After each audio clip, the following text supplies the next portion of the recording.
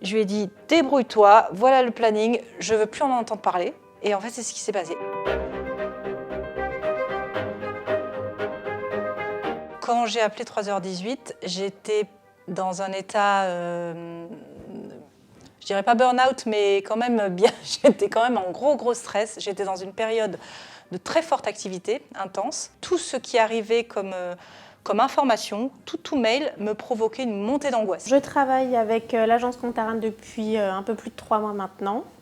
J'épaule Lisa sur l'aspect comptable et puis l'organisation administrative. Ce qui était important pour moi, c'est de trouver quelqu'un qui allait pas m'imposer sa façon de faire, mais qui allait se couler dans ma façon de faire. Les besoins sont spécifiques, mais en fait la méthode pour les réaliser, finalement, se retrouve dans beaucoup de domaines. Il fallait aussi transmettre tout ce savoir-là à quelqu'un qui l'aurait fait pour moi. Et je craignais que ça me prenne beaucoup de temps. Et effectivement, même si on doit apprendre à utiliser des logiciels et à être un peu plus spécifique sur certains points suivant les clients, la méthodologie reste la même. Et en fait, c'est comme ça qu'on s'adapte assez rapidement à chaque client. On a commencé par un premier rendez-vous, prise de contact en présentiel. Une grosse réunion de démarrage de 2 heures. Et ensuite, on a tout fait à distance.